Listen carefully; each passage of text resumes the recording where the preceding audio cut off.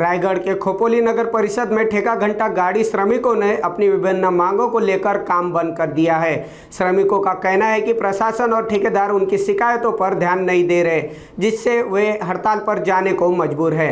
रायगढ़ जिले के खोपोली नगर परिषद में ठेका घंटा गाड़ी श्रमिकों ने अपनी मांगों को लेकर हड़ताल शुरू कर दी है। ये कर्मचारी नगर परिषद के कचरा ट्रकों पर काम करते हैं और एक नामित ठेकेदार के माध्यम से नियुक्त किए गए हैं।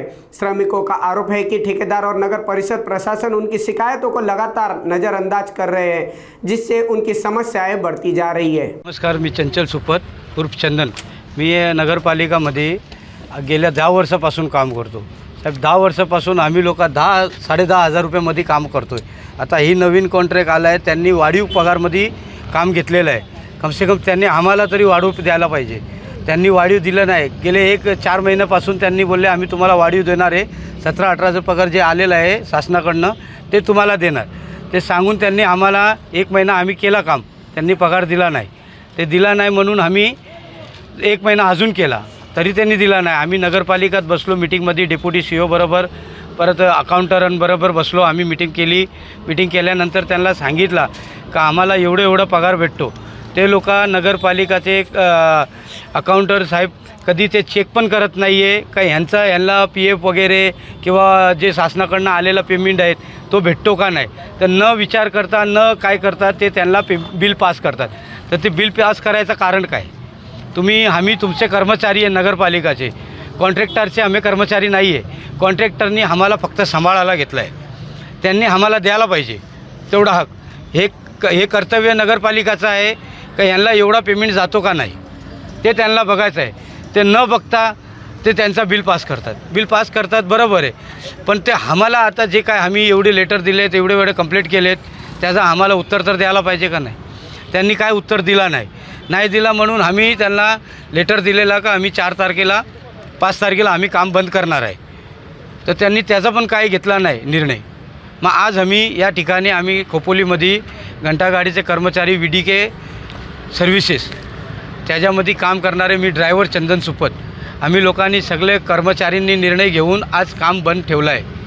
आणि उद्या पण जर यांनी आमची मागणी पूर्ण केली नाही तर काम बंद उपोषण करणार आहेत। माझं नाव प्रशांत जाधव। आम्ही VDK सर्व्हिसेस जो ठेकेदार आहे त्या ठेकेदारच्या अंतर्गत आम्ही सर्व कर्मचारी काम करतो।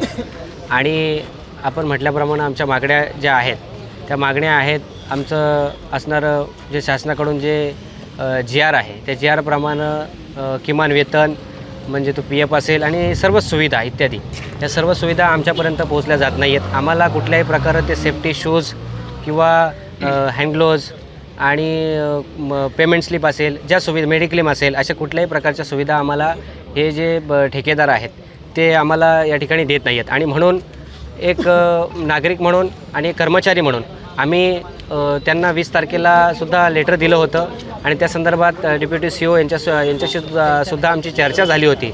आणि त्यानंतर आम्ही 4 तारखेपर्यंत त्यांना वेळ दिला होता, परंतु अत्यंत हलगर्जीपणा जो असतो त्या हलगर्जीपणामुळे ह्या लोकांनी, डेप्युटी CEO असतील, नगरपालिकेचे सर्व कर्मचारी असतील, आमचा ठेकेदार असेल, या ठेकेदारांनीसुद्धा अद्याप आज 20 तारीखपासून ते 4 तारखेपर्यंत 25 ते 30 दिवस व्हायला येतील, परंतु अद्याप तो ठेकेदार या ठिकाणी आम्हाला साधी भेट द्यायला सुद्धा आलेला नाही आहे। आणि म्हणून आमच्या कर्मचारी आम्ही त्यांचा या ठिकाणी निषेधसुद्धा व्यक्त करतो। खऱ्या अर्थानं त्यांनी या ठिकाणी यायला हवं होतं, परंतु ते आम्हाला फक्त या ठिकाणी इग्नोर करत आहेत। परंतु आम्ही लेटर दिल्याप्रमाणे दिनांक 5 आजपासूनच 5/3/2025 पासून पुढे आमचा बेमुदत संप असाच चालू राहील, जोपर्यंत आमच्या या ठिकाणी नगरपालिका आणि ठेकेदार सर्वच मागण्या पूर्ण करत नाहीत तोपर्यंत।